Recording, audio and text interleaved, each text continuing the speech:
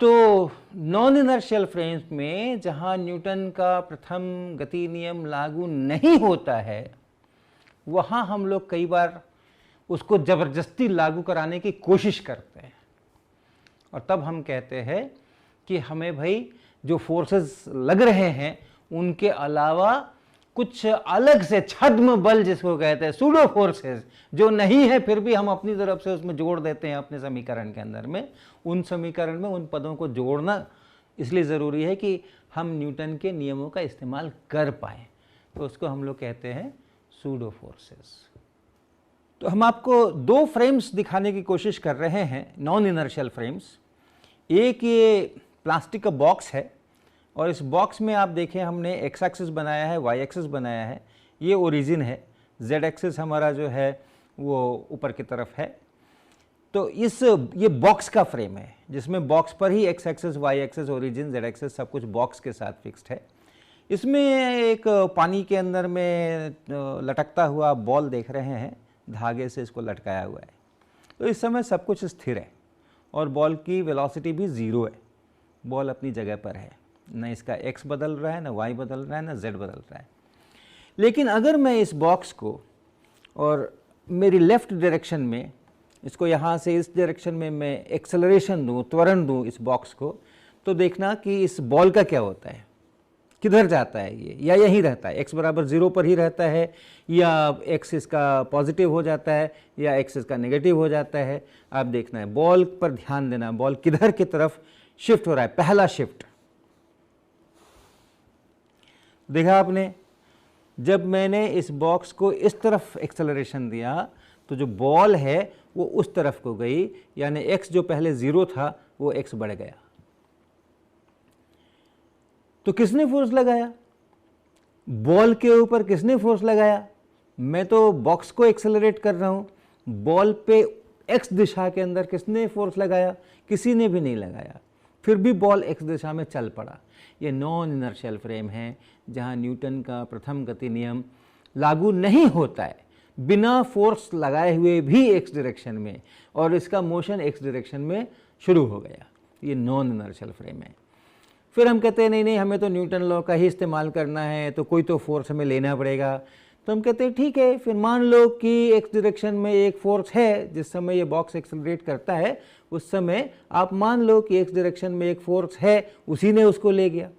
तो जो मान लो वाला है, जो हम इसको एक्सेलरेट जब करते हैं और ये बॉक्स जब नॉन इनर्शियल फ्रेम बनता है, तब दाहिनी तरफ की तरफ हम देखते हैं कि मोशन हो रहा है। फिर हम कहते हैं भाई मान लो अपनी तरफ से कि उधर कोई तो फोर्स होगा, उसी को हम छद्म बल कहते हैं या सूडो फोर्स कहते हैं, जो है नहीं लेकिन हम मानते हैं।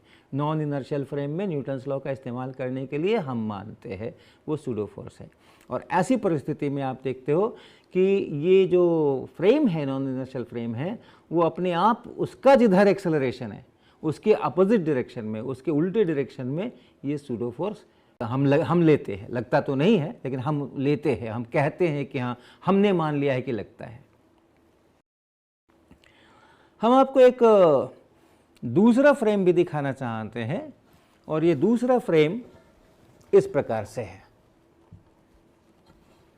ये देखें, यहाँ पर एक ये डिस्क है, और इस डिस्क के ऊपर हमने यहाँ ये एक्स एक्सिस बना रखा है, ये वाई एक्सिस बना रखा है, और केंद्र पर ओरिजिन है, जेड एक्सिस ऊपर की तरफ है, और यही मेरा फ्रेम रहेगा। इस एक्स वाई जेड की अपेक्षा यहाँ से हम देखेंगे ये एक्स एक्सिस है, वाई एक्सिस है, जेड एक्सिस है। अगर एक्स कोऑर्डिनेट न बदले, वाई कोऑर्डिनेट न बदले, जेड कोऑर्डिनेट न बदले, तो चीज़ें रेस्ट में हैं, और अगर वो बदलती हैं तो वो चल रही हैं। और कैसे चल रही हैं हम उसका पाथ देख सकते हैं। तो हम अभी इसके ऊपर कुछ चीज़ें डालना चाहते हैं। आप देखें, तो अब इसके ऊपर हम कुछ कारस्तानी करेंगे। ये आटा है, और इस आटे को हम धीरे धीरे इसके ऊपर बुरक रहे हैं। और आप एक्स एक्सिस वाई एक्सिस मेरे बने हुए हैं, उनका ध्यान रखिएगा।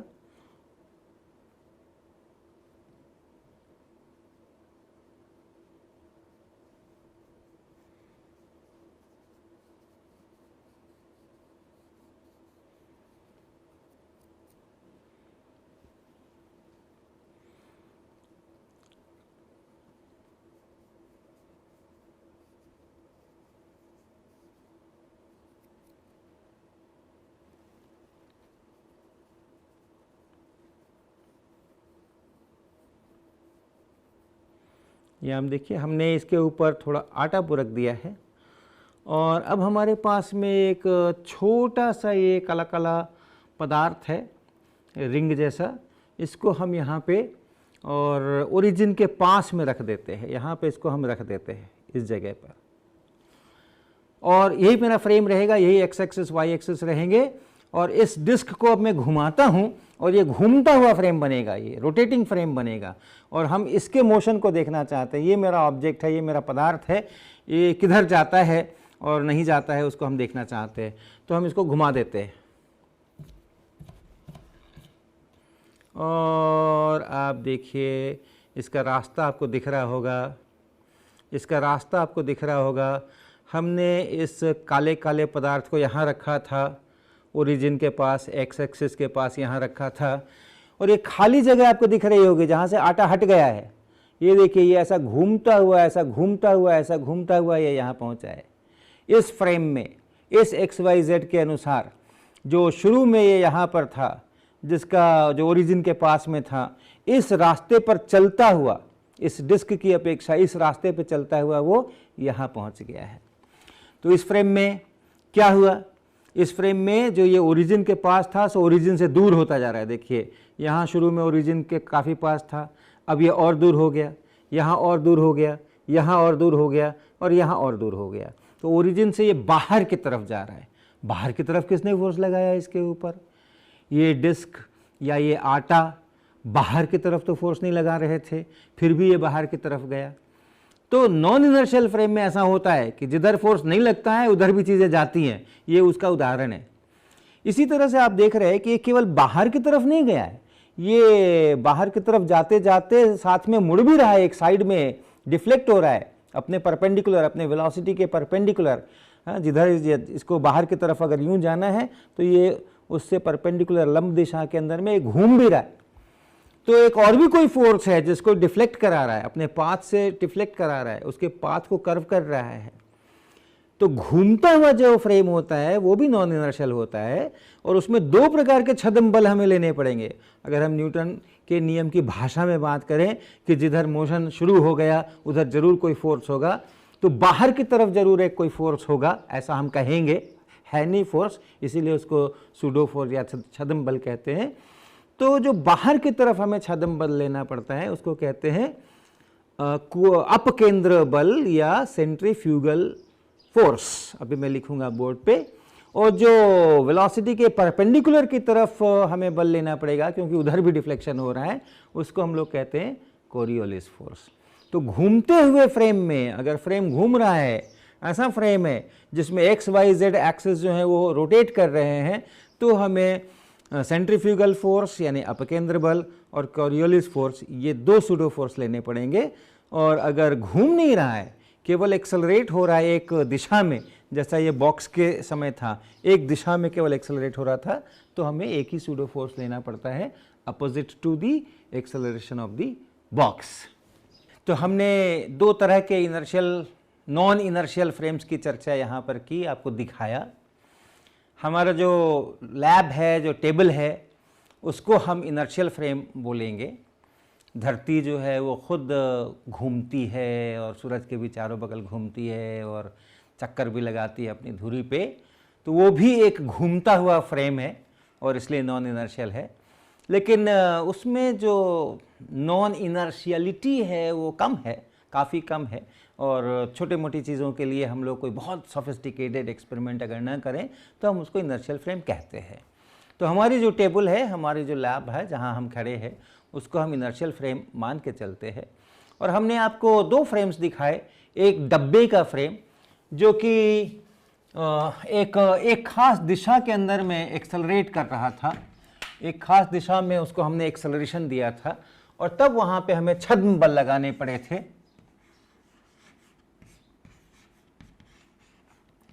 किधर?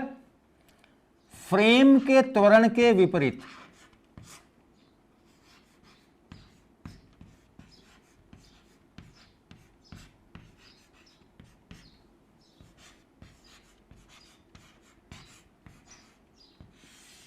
और दूसरा फ्रेम हमने डिस्क को रोटेट करा करके बनाया था, उसमें हमारा जो एक्स वाई एक्सेस थे, एक्स वाई जेड एक्सेस, वो एक्सेस ही रोटेट कर रहे थे, ऐसा पूरा एक्स वाई एक्सेस जो थे वो रोटेट कर रहे थे, जेड एक्स के परितः ये रोटेशन हो रहा था।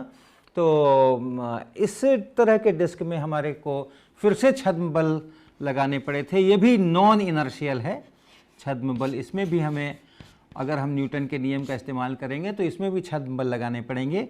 और ये दो किस्म के, एक अपकेंद्र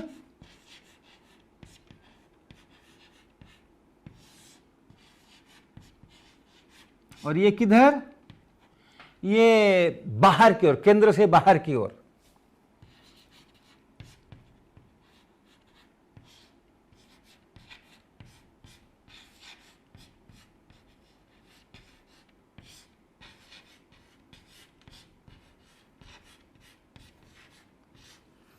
और दूसरा कोरियोलिस फोर्स।